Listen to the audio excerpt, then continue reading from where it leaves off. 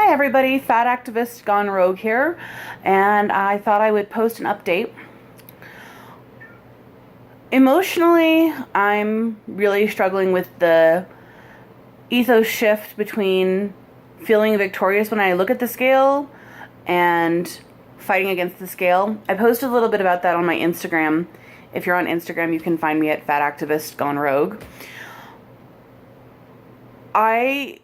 I'm really struggling with the idea. Okay, so the other day I bought a scale, and as somebody who's never dieted, who's generally turned around to not look at the number on the scale because it's really triggering, I now own a scale.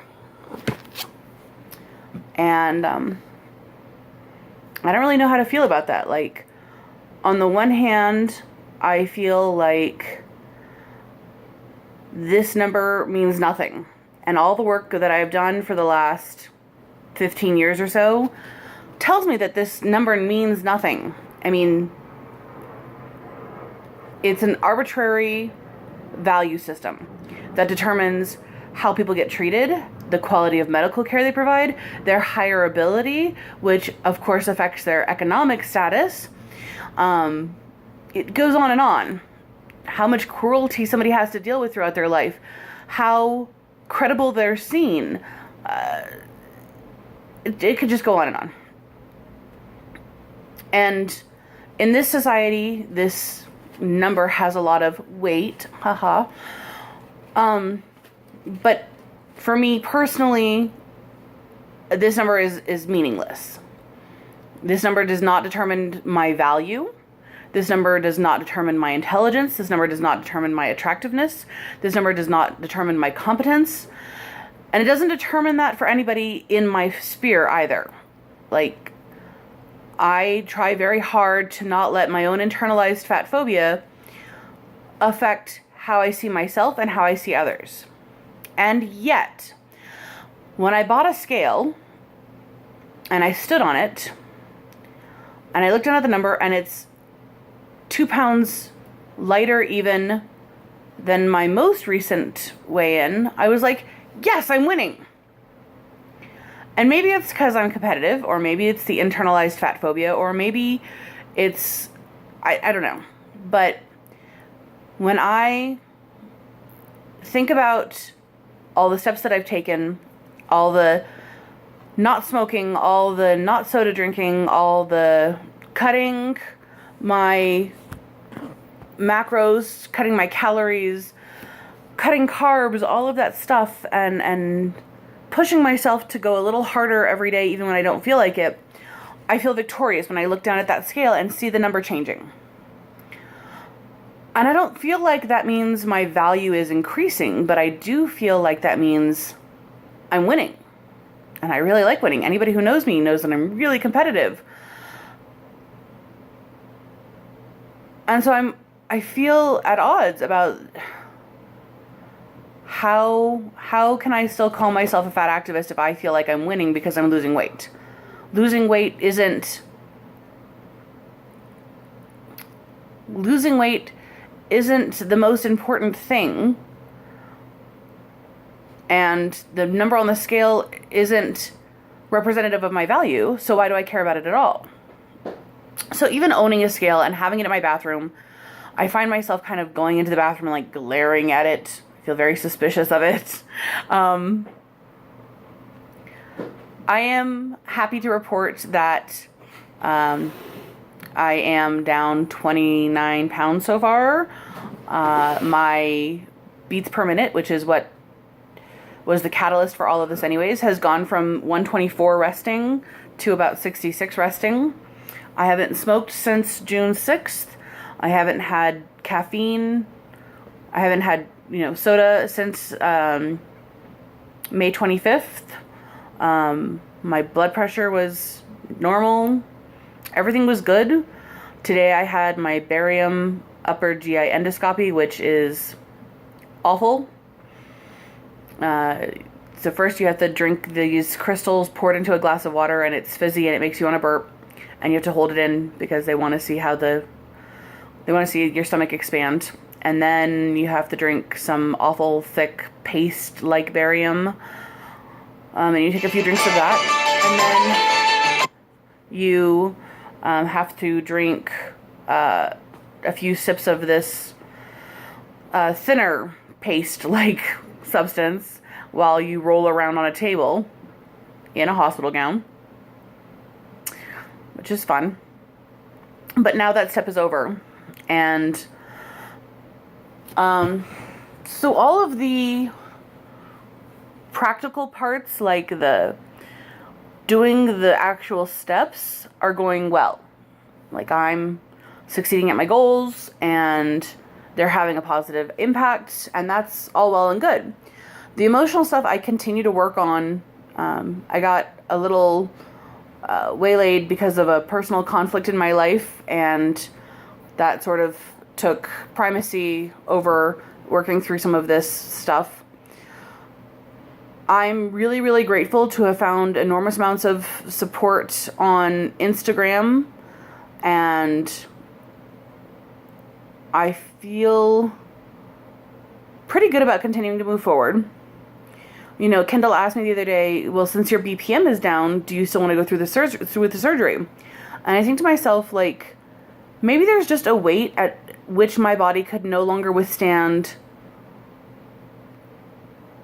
Maybe there's a line of that has a number on the scale at which my body stops being able to perform. And to think that I'm only 22 pounds, 29 pounds away from whatever that number is, it's scary to me. Like, okay, so I dropped 29 pounds, and then my heart rate went down, and my blood pressure went even lower, and I had more energy, and all of that stuff. But what happens if I gain the 29 pounds back? Do the problems come back, and do they come back worse than before? Will I have other problems? Will I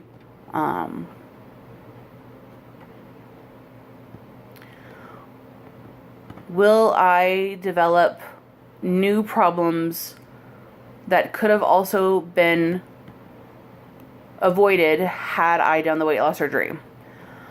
I also argue with myself and say, am I really avoiding any problems, or am I just taking on a new set of problems? At my upper barium GI today, the doctor said he saw some reflux, which isn't a big deal, but one of the people that I'm friends with on Instagram and kind of in real life, I talked about her before at Mama's Melting, Danielle.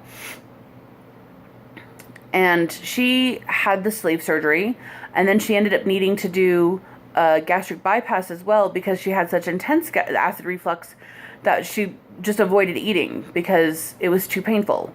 She said she compared it to like the spiciest pizza ever times 1,000. And seeing that little bit of reflux, I have to wonder to myself, am I going to have acid reflux like that? Is getting the sleeve going to make me sicker in new ways? Am I going to have malabsorption? Am I going to struggle to get my proteins down? Am I creating problems for myself? Am I just trading problems in, basically? And I don't have the answer to that.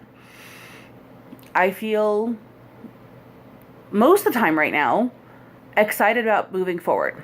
I feel like I'm setting goals, I'm completing goals, I'm setting small, manageable goals, and I get to feel victorious a lot because those things are all the stuff I'm doing. And then sometimes I slow down and I pause and I think about all that's still in front of me and all of the unknowns and not knowing how my body's going to react. And, you know, I've talked about it before, that giving up control. Like, I know what's going on in my house, but this won't be my house anymore. So, I mean, I feel like every time I update this, we circle around the same things over and over again. I don't like giving up control. I'm scared to move forward. I'm becoming more and more okay with the tangible stuff of dieting. I mean, but dieting is awful. Like, as somebody who's never done it before, dieting sucks. And I'm trying really hard not to think about it in terms of dieting. I'm trying to think about it in like changes that I'm making, that I'm going to be making for the rest of my life.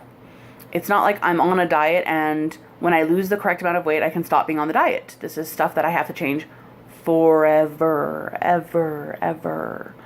And my best friend used to talk about how certain calories weren't worth it to her. And I was always like, you know, this isn't like a beauty pageant of calories, right? They don't have to be worth anything.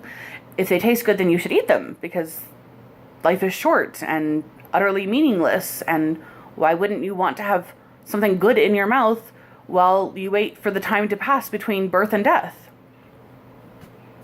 Existentialist, nihilist, you know, whatever.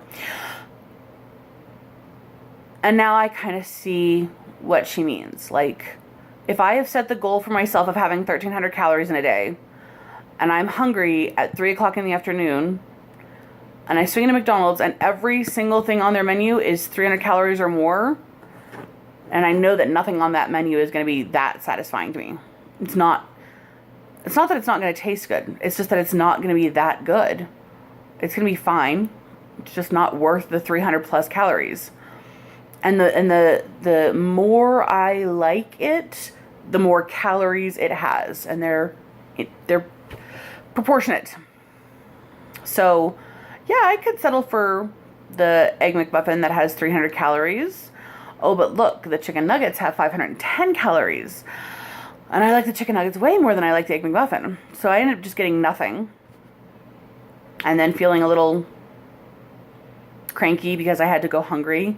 And in my mind, a good diet is one in which you don't feel deprived. You don't feel like you're giving up. It should be easy, manageable changes so that you will stick with it. So because a lot of what I'm doing is trying to watch my macros, which are your protein, fats, and carbohydrates, and I'm trying to get those to routinely be at about 33% each. So about a third of my diet is protein, a third of my diet is fat, and a third of my diet is carbs, which means cutting out a lot of carbs compared to what I used to eat. And then I'll allow myself some small carbs and it'll throw off my entire macros. And I'm like, how does this work? I had 4 ounces of beef jerky and that only upped my macros to 17%, my protein macro to 17%, but I had a quarter cup of Utz and suddenly I'm at 42% carbohydrates. This is bullshit. Bullshit. End of that rant. So, most of the time, my changes are going well. Occasionally, they're infuriating. Halo Top pistachio ice cream is the shit. It's so good and it's so actually creamy. Eat Enlightened ice cream is pretty good. They have good flavors, but their ice cream has a weirder texture. It's almost like ice cream blended with like cardboard. And it's not at all that it tastes bad. Like when I compare it to cardboard, people are like, well, then why do you eat it? It doesn't taste good. I'm like, no, it tastes fine. It's just that the texture is weird. It's a little harder and freezes harder than most ice cream that you eat. So if you're looking for delicious things and you are trying to cut out calories, or you're in the process of weight loss surgery, or you've had weight loss surgery, I can recommend those 2 things. I'm going to try more Halo Top because it's really hard for me to kick my Ben & Jerry's habit, but here I am.